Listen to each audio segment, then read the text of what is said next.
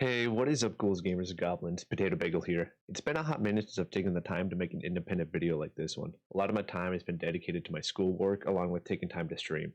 In case you've missed it, I've done a playthrough of my Pokemon Crystal ROM hack over on Twitch, but all the VODs have been uploaded onto here for you to enjoy. As things stand, I can release the ROM before the end of the year, so look forward to that. I do have another Unite workshop video planned, where I go over some neat ideas for playable characters, if that interests you.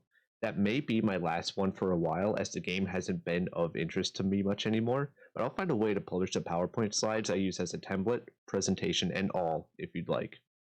I genuinely believe that an active community like For Unite should partake in that type of discussion more often, as it allows for the boundaries to be stretched without breaking it with power creep. Anyways, that's all I'll say before this preface becomes half the video. Enjoy.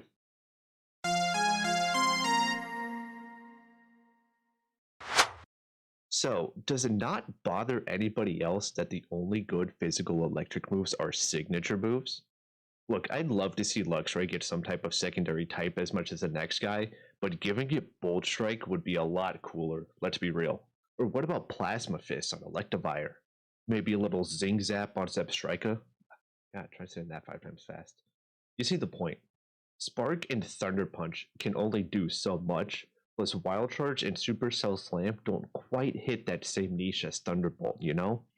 It's like Game Freak spent all of their creative juices making Volt Tackle, only to just give it to the Pikachu line, then scrounge out the bottom of the barrel to give Morpeko Volt Tackle for hamsters. Look, I'm not crazy. Listen, every single physical electric move is just some variation of Volt Tackle. What is Spark, if not Volt Tackle for babies? Not like baby Pokemon, but like for babies, like a dumbed down version. Wild Charge is Volt Tackle, but for everybody that isn't Pichu. And don't even get me started on Zippy Zap. That move is just 3 Volt Tackles in a trench coat trying to pass as a new move. Okay, getting sidetracked here. So what's the actual problem? Thunder Punch exists. It's a decently powerful physical electric move with 0 drawbacks. Surely it could be the pinnacle of physical electric moves like Thunderbolt is to the special ones. Now, do you see the problem? These guys don't have hands. For them, there is no physical Thunderbolt. There is no Liquidation or Seed Bomb or Crunch for electric types. You get nothing. You lose. Good day, sir.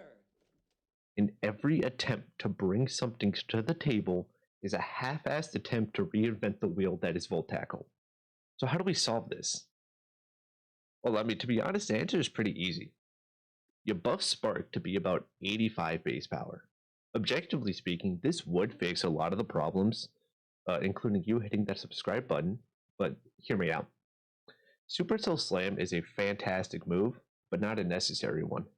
With it being an electric type version of Jump Kick, this now makes it the third electric type move that has recoil as a secondary effect to some capacity. What if instead it was a variant of Heavy Slam and Heat Crash? This seems crazy, but there's a surprising amount of heavy electric type Pokemon, plus some non-electric types that could benefit from it. With that move out of the way, what we can do is we can now bump up Wild Charge and Volt Tackle another like 10 to 20 base power. This puts Volt Tackle closer to the 150 range, while having Wild Charge just above 100. This maintains their power gap while also opening up a slot within that 80 to 90 range for a nice solid move with 100% accuracy and a decent secondary effect. A move like Spark. The reason I chose Spark is because there really is no other option.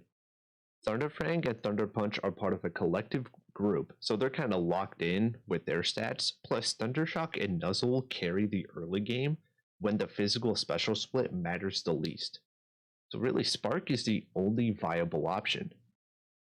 But how would this play out in game? Well, it's easy, just like this. You have something like Shanks, at like level 6, 7, 8, maybe it would get Thundershock. Obviously it gets Bite and Charge at some point. Then it evolved into Luxio, where it gets Thunderfang as it naturally does.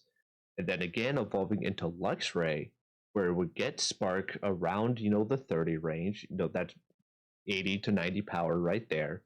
And then once it gets closer to like the 40s and 50s, boom, it gets Wild Charge right there at the end. it's phenomenal, really. It's like it's the easiest thing that lines up perfectly with the rest of the starters, well, most of the starters. And right there, that, my friends, is how you fix a physical electric type Pokemon. Is this enough to make them competitive viable? No, absolutely not. As a matter of fact, researching this video, the fact that Electabuzz is like the most highly used electric type right now, which is crazy, and it's at like 5% usage. And but it's not enough to get them to not suck, but at least it's a start. But I'm just a crazy one here, and these are my ideas. If y'all have some thoughts and maybe some prayers, don't be strangers. Leave a comment, let me know what you guys think about this. And as always, stay frothy.